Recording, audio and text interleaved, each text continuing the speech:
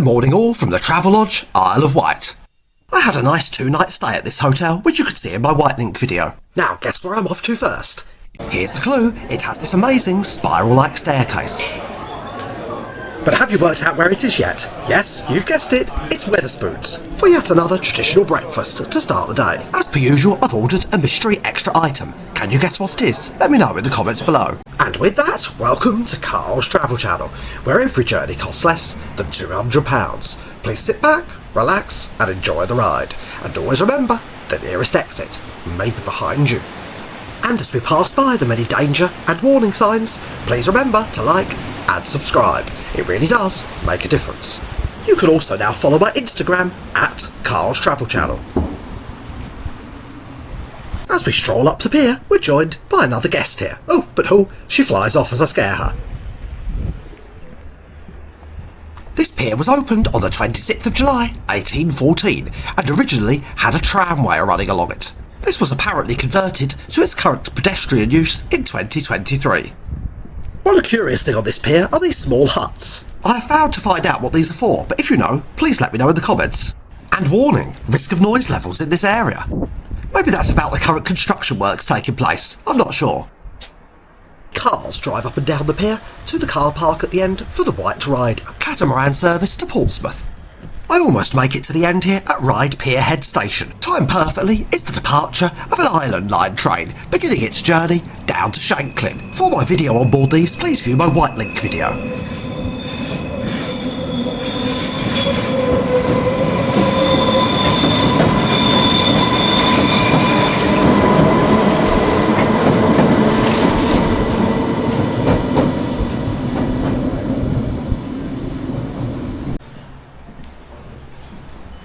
Now let's head to one final destination before catching the bus. There's a little clue up there on the side.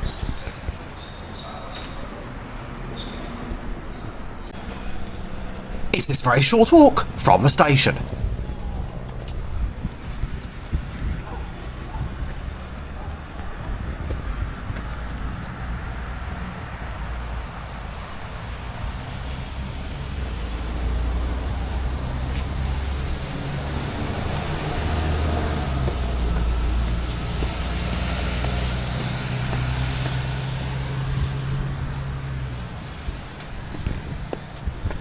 Well, we're heading over here towards the Hoverport to see it before we head off back to Cowes. From here you can see the entirety of Ryde Esplanade Station, built in 1880, looking out towards the pierhead.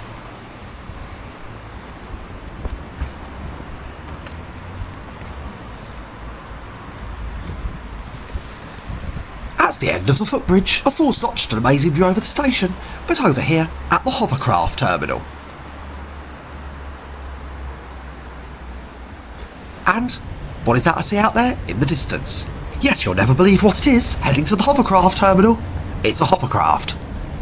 The Isle of Wight is very unique in that it has the world's only frequent year-round commercial hovercraft service.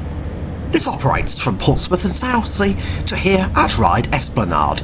The journey time takes only 10 minutes, and even that is an incredible saving over the catamaran, which takes around half an hour. And Hover Travel, the company that operates this service, calls it a flight rather than a crossing. Quite unique. Anyhow, as the excitement builds, it's about to get very noisy, so I'll let you sit back in quiet and watch it arrive.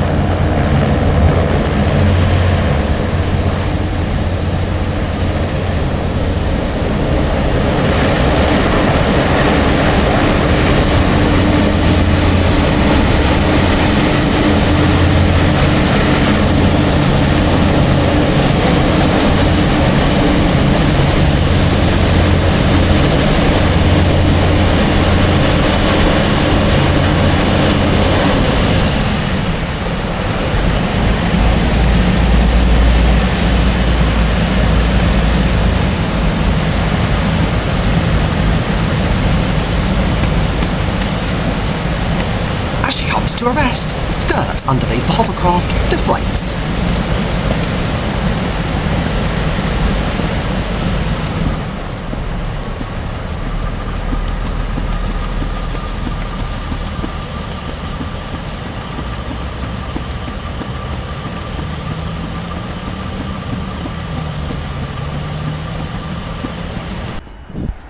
Now it's birthed a look at the hover travel terminal.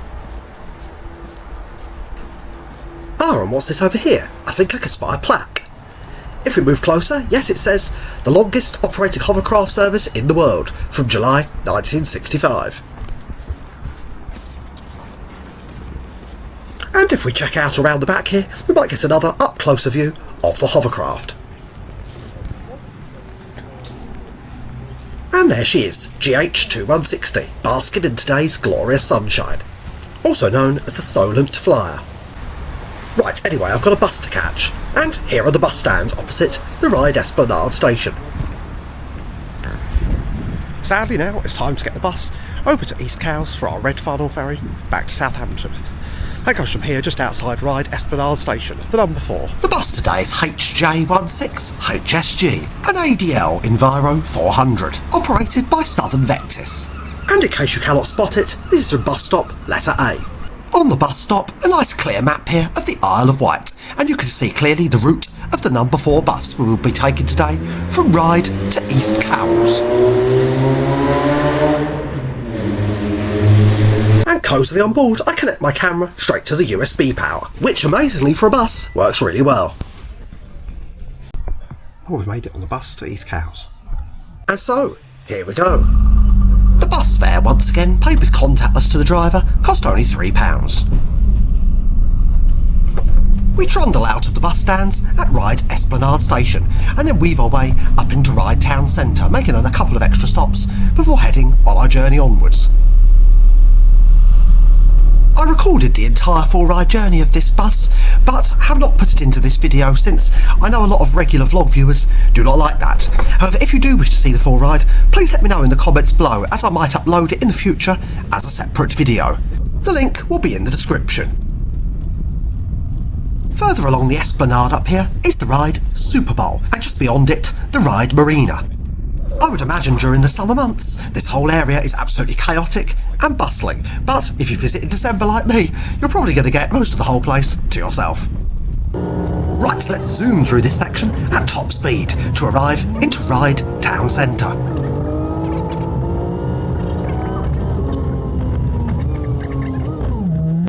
This is one of Ryde's main shopping streets, and it even has a year-round Christmas store, the Christmas Imaginarium here.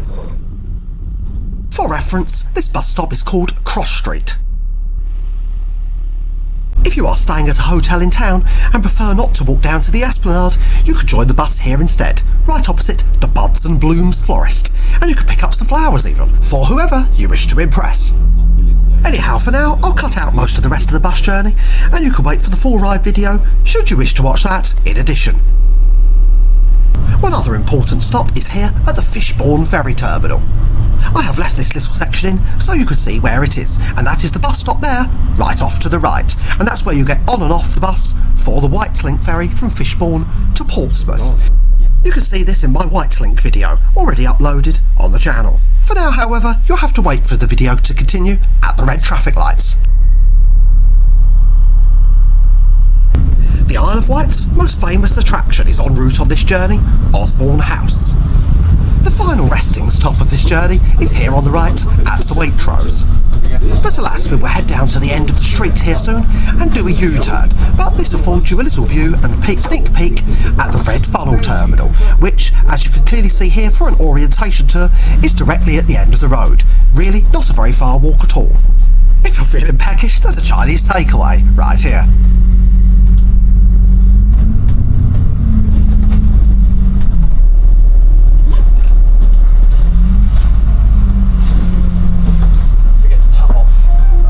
Pull into our final stop at the East Cowes Waitrose, and off the bus now, a look behind so you can see exactly where the stop is. The Red Funnel Ferry Terminal is literally around the corner here, but aha, before we go on that, we've got another surprise for you.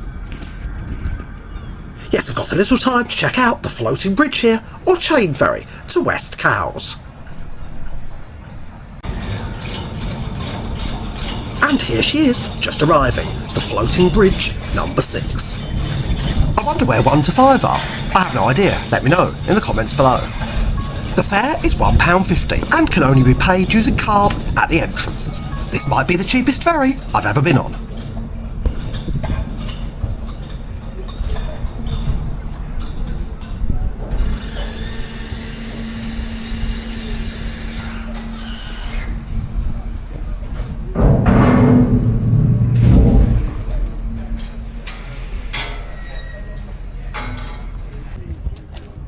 simply walk up the flat ramp to board.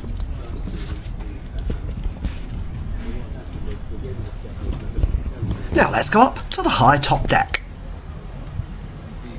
Sadly, however, there is no live entertainment or onboard disco, and I cannot find my cabin either.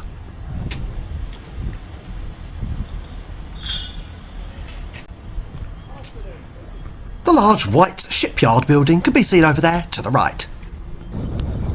And we're off, so here we go. I'll speed this up to triple the speed for you to make the journey go a little faster. The East Cowes chain ferry has linked East and West Cowes across the River Medina since 1845. It began as a simple handwork crossing, created to serve Queen Victoria and the nearby Osborne House. Over time it has evolved into a powered floating bridge, using heavy chains fixed to the riverbed to pull itself back and forward. Today the ferry carries cars, cyclists and pedestrians, continuing nearly 2 centuries of daily service. It remains one of the last chain ferries in the UK, and a living piece of Victorian engineering, here in the middle of Cowes. And unlike in Sandbanks, this time I've made it, almost arriving in West Cowes. Total journey time only around 5 minutes.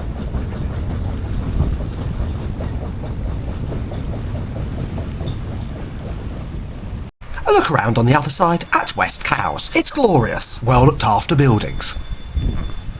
Considering we're running out of time, I think I know what I'll do. We'll get straight back on again. This time I'll show you a little more around on board the ship.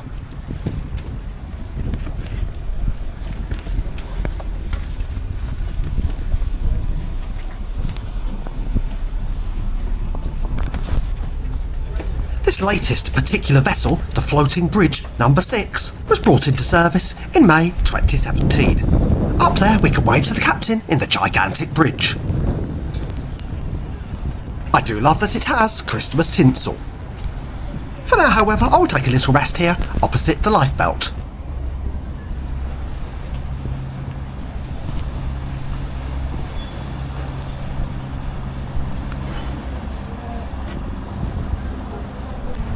One other interesting addition on this crossing is this boat, which is being used to push the ferry into line for the crossing in a strong current. This really to me seems a bit of a foul that it's required most of the time here today, rather than the floating bridge being able to do the job itself.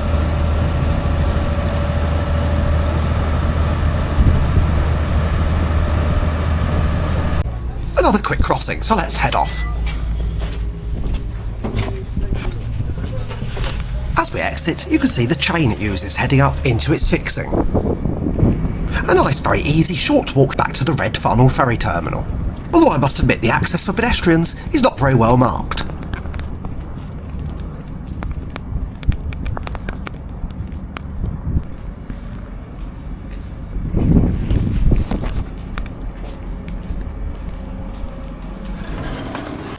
I love this terminal as it has a very old school 1990s feel about it, complete with a Christmas tree since I filmed this in December. Well, we're here in the terminal waiting for the Red Funnel ferry today, which is the Red Eagle. The terminal's quite nice really, but there isn't a cafe, just a few coffee machines in here, which the main one I can see is out of service, but still it's okay anyway. Already it's time to board.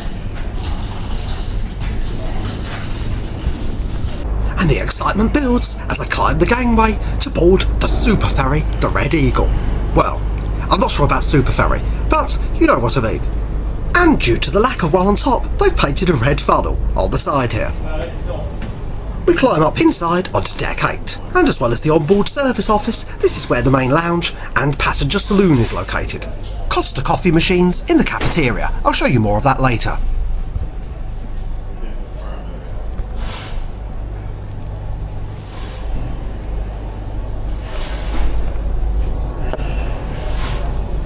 I make a base in the best seats in the house at the front here for the crossing.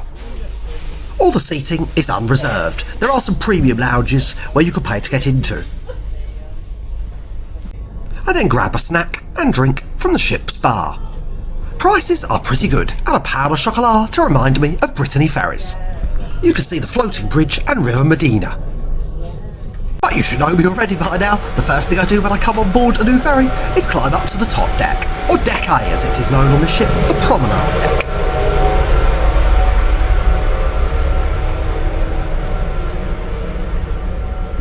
glorious winter sunshine over Cowes and the Isle of Wight. And as usual, the car alarms go off right on cue, and in this case we can even see the culprit, with this Mini blaring away.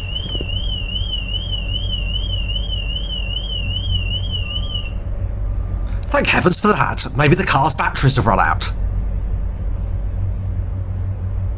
As you can see, the ferry is not too busy today, but for now, alas, I'll have to wave goodbye to the Isle of Wight until another journey, maybe in the summer when it's warmer.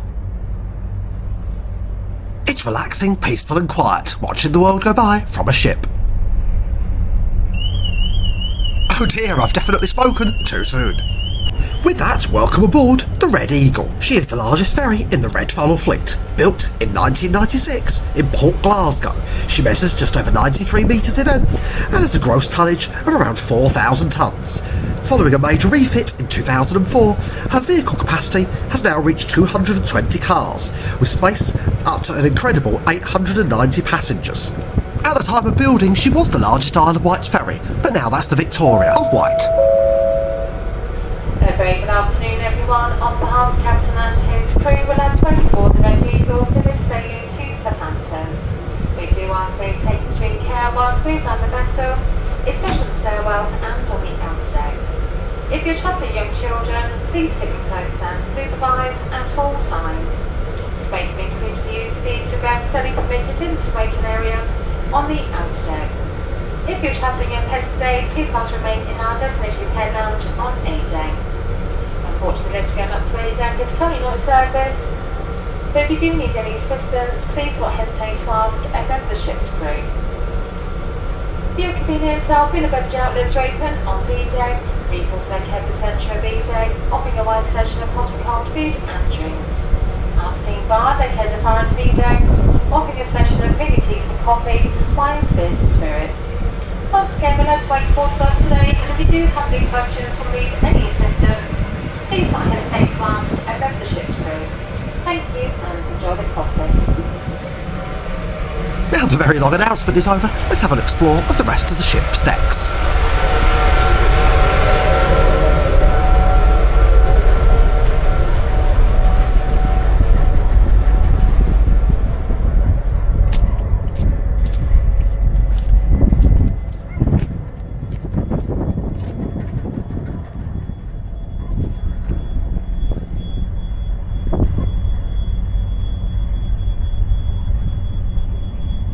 A lovely map here of the Isle of Wight, showing the location of all the various produce on board. This is the pet-friendly North Lounge, where you can relax on board with your canine friends.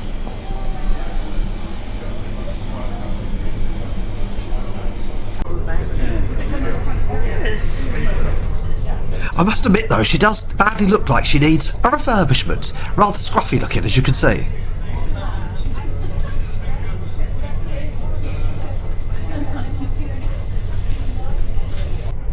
We are then passed by one of Red Funnel's two other car ferries, the Red Falcon or Red Osprey.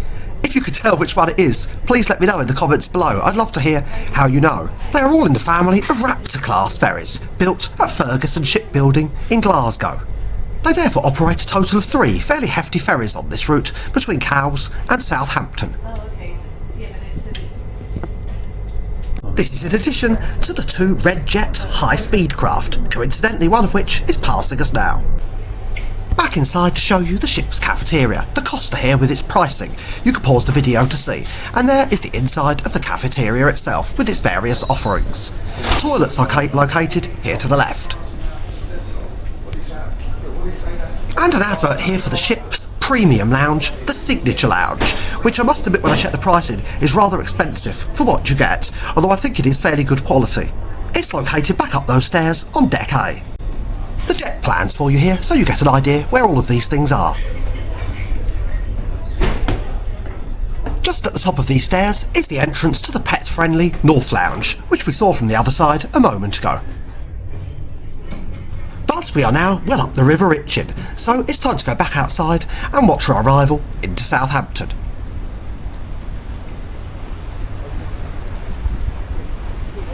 Southampton is a ship lover's paradise. This huge bulk car carrier, the Morning Chorus, passes us. This is the large 2007 built vessel flagged to the Republic of Korea. You can see all of her various accommodations up there on the top deck. I wonder what it's like living on board.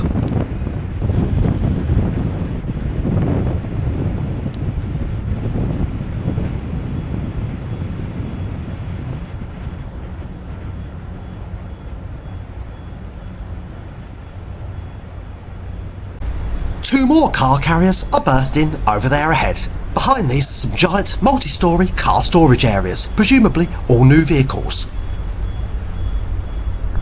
As the usual car alarms once again sound, we approach the first vestiges of the port of Southampton, with the ship the Ark Defender docked in there.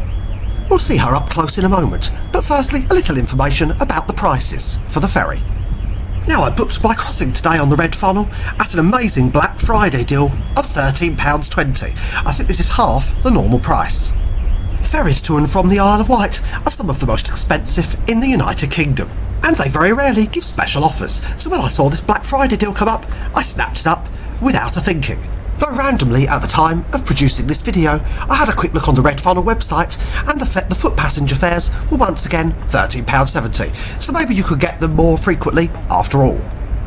Another good option for tickets is to buy a rail and sail fare all the way from London to Cowes. This tends to work out pretty good value for money, actually slightly cheaper than the equivalent White Link offer via Portsmouth. London to East Cowes, booked as one ticket with the train, starts at only £23 as the starting fare. Now in full view is the Ark Defender, another large car carrier, this one built in 2008, and it's actually an American United States flagged vessel. She often sails to Baltimore and Charleston. If you know what type of vehicle she carries, please let me know. Please return to their vehicles. In the interest of safety, may I advise passengers when returning to the car deck to hold on to the handrails and take extreme care at all times. I should also like to remind passengers that smoking is strictly forbidden on the car deck. Drivers are requested not to start their engines until instructed to do so. If stowed on a movable car deck, please ensure that the car doors are closed. Berthed over there in the distance is the third and final of the three Red Funnel sister ships. As we draw in closer, you can see the sister of the Red Jets, berthed to the side there. These operate the high-speed express service to West Cowes. I think we have now on this journey spotted every ship in the Red Funnel fleet. For us, however, it's our time to dock. Ironically, I see this sign just as I'm about to leave the ship. A final look around the passenger saloon before leaving the vessel, and I must say I really rather enjoyed my time on board. The lift, however, is once again out of action. And welcome to Southampton. Alighting the ship was very easy down this nice long, flat gangway. We were off and out in about a minute and a half. You emerge from the terminal directly opposite the old Southampton Harbour Board offices. You can buy your tickets here also for the ferry and the Red Jet. Over the road, historic Southampton begins, with the La Regatta restaurant and the City Wall gates, here at Watergate. I must admit though, I didn't see Richard Nixon hanging around anywhere. So Southampton actually has some old city walls, which I never knew about, but they're around here at Watergate, presumably one of the original entrances, right by the Isle of Wight ferry terminal.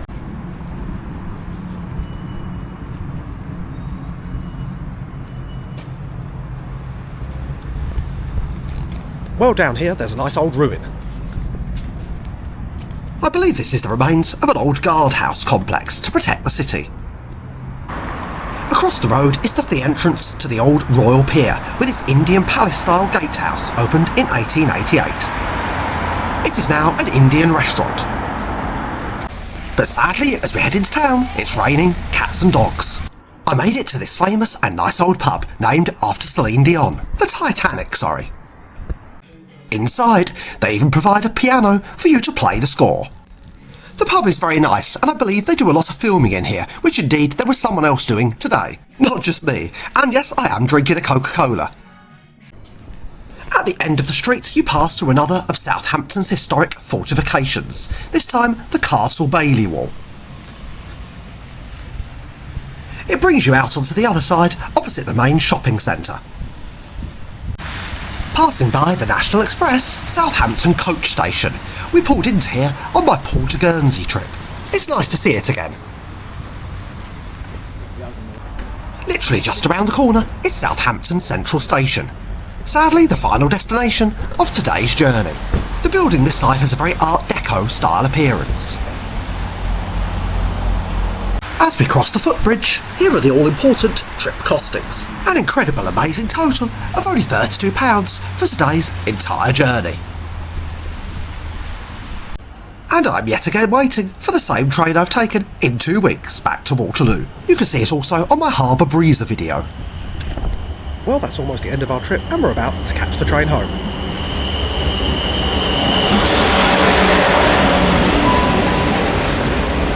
Waterloo scheduled arrival time is approximately 17:20.